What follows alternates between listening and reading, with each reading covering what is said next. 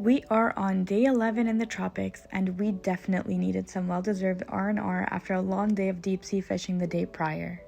This place was in Baie, not far from where we're staying, so the pricing was definitely a bit catered towards tourists.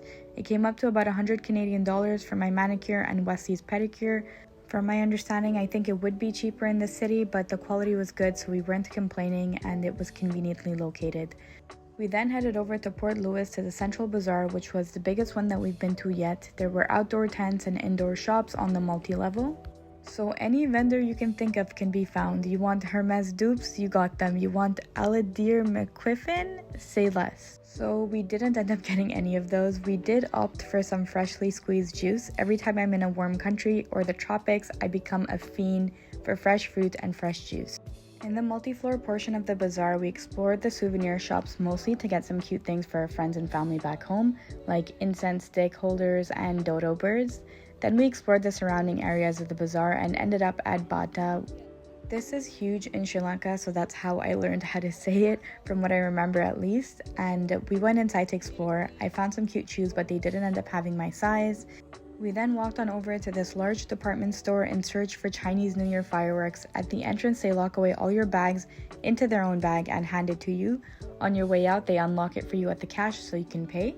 They had a ton of goodies. I tried the mango jelly here and then came back later to stock up on more.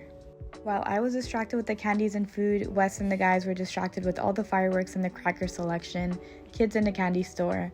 They loaded up on all kinds of interesting ones, so stay tuned for those exciting shots in a later vlog. We then got hungry and were on the way to Shahana for lunch, but then we stopped by a small shop to get some fresh Chinese 5-spice.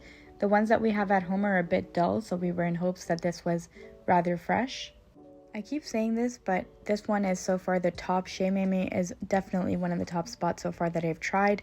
The group first opted for one bowl of min bui with the pork belly to share, and then ended up ordering 4 more for the table because it was just that good.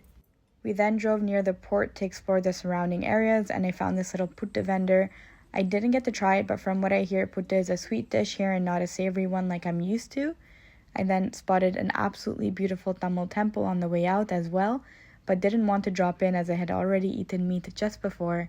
We were in peak traffic at this time, but honestly, we cleared it in no more than 20 minutes. A big shout out to Wes for being able to navigate in a new country with ease. The man drives like such a local.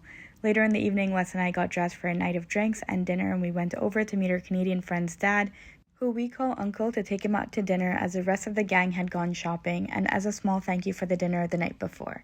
Just as we were about to leave, his son got back with a live chicken in a bag that he wanted to cut and clean for dinner the next day. Needless to say, we left before things got messy. We enjoyed some drinks and pizza nearby, and came back to test out just 1 to 2 kinds of fireworks that were brought earlier that day. The rest were saving it for the celebration.